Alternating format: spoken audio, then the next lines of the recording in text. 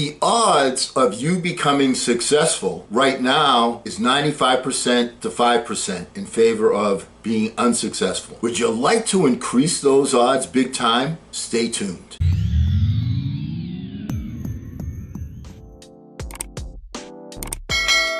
Hello again, everyone. I'm Eli Zeb with Project Eli, where we educate, we lead, and we inspire. And yes, we're going to talk a little bit about gambling today, about the odds.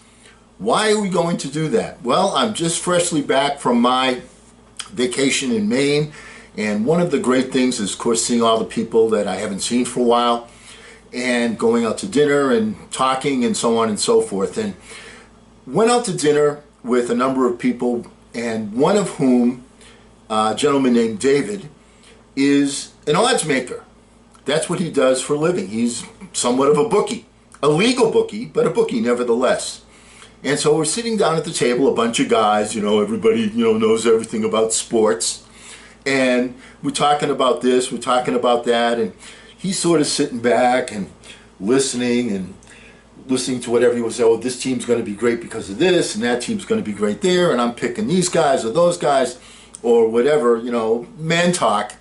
And he's just sitting back, like, yeah, you think you know what you're talking about, Until finally somebody, my very self, knowing that he's a bookie, I said, let me ask you, who are you picking to be the Super Bowl champ next time?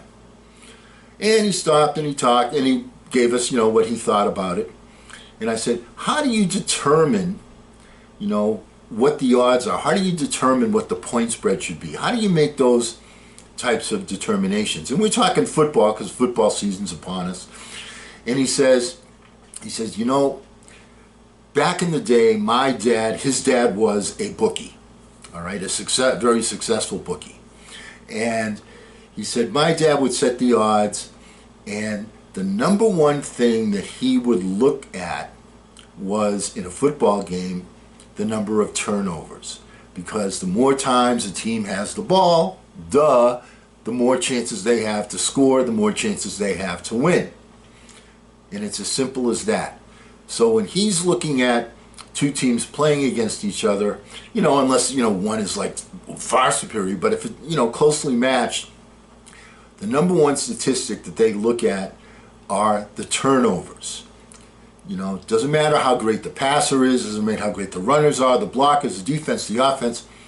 He said the number one determining factor is the turnovers.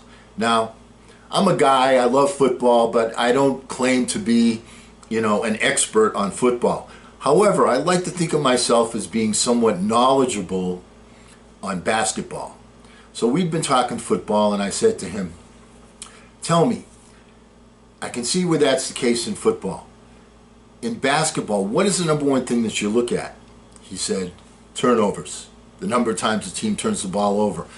He said, when you take a look at a couple of pro teams, these guys are all really, really good. And so the more chances that one team has versus the other team can be the difference in a 2-point game, a 3-point game. Keep in mind how many shots are taken during a game. Statistically, the difference is very, very small between the two teams. And the number one statistic that really separates the winners from the losers is the amount of turnovers. I said, and I thought to myself, wow, that makes sense. I mean, when I was coaching, one of my teams wasn't very good basketball-wise. They were good athletes. So I came to the conclusion that, we're going to win on defense. We're going to turn the ball over. We're going to have more chances. I already knew what he was telling me. In football, if you think about it, Bill Belichick is recognized, if not the top coach of all times, he's in the team photo, regardless, okay, as being very, very smart as a coach. One of the things that you know about Bill Belichick is when a guy fumbles the ball, he doesn't see the field for a while. It's so critically important to him. Don't lose the ball. Don't fumble the ball. So apparently, Coach Belichick has come to that same realization that the gamblers, the people that set the line, the people that place the odds. Okay, so what is it I'm getting at here? What's my point? This isn't a gambling channel. So what's the point? How can we improve ourselves? Here's the key thing. What David told me was that one time he was sitting with his dad when he was younger, old enough to understand, but not old enough to be the guy in charge, okay? So his dad was conducting business and he was sitting there and he was watching. And people were placing bets with him and so on. His dad was smiling, taking the bets, all of that type of thing. And he said, "Dad, why do you have the odds so heavily stacked one way versus the other way?" And he said, "There's something that people don't know is that the key element is how many times this team turns the ball over." He said, "Always remember that." So what's my point? My point is that a mentor is so significant to your advancement in your life that you need to find a mentor for yourself. Your odds will greatly improve. Why? Because they've been through the experiences that you are either going through or about to go through, and they know how the results work in the long run. That's why, as an example, they know the little nuances, the little things to look for. Isn't that why you go to the doctor? You go to the doctor and you say, "These are my symptoms. I have this, I have this, I have this." And the doctor knows what to look for. Why? Because he knows what little nuances are critical to making the key judgment on how you're going to win, in this case, your health. Do you follow what I'm saying? And I've experienced that myself. I've had a number of different mentors, Mort Mutnick, Bob Anderson, a number of different mentors. And the key thing is, they've been there and they've done that and they've seen it. And they can speak to you with experience. Now, they will tell you that it doesn't work out every single time. I mean, sometimes the person gambling on a 100 to 1 odds, the one will win sometimes. But most of the time, the house wins. That's why Las Vegas is Las Vegas. That's why all these gambling things are, why all these entities win, because they play the odds. You see that in baseball too. I mean, there's a movie out with Brad Pitt is in it, and the movie talks about picking people for baseball players for the Oakland Athletics. Okay, I forget the name of the movie, but in any case, what happens is one of the guys that he meets talks about, "This is a guy you want to have." And he says, "Why?" He says, "His batting average isn't so good, so on." He said, "Because he gets on base." And the key thing in a baseball game is the number of people that you have on base. And the more people you have on base, the more chances you have to score runs and win. So it doesn't matter how high someone's batting average is. What's really the important factor is this guy going to get on base? Is this guy going to do the things that are going to make it difficult for the other team? We see this right in front of us. Why don't we realize it? The key statistics, finding the key statistics, is what makes an expert an expert. They know what to look for. Your doctor knows what to look for. Your lawyer, theoretically, knows what to look for. They know the little nuances. Only an expert knows that. So, where do you find an expert? You find a mentor that's doing what you want to do as far as you possibly can.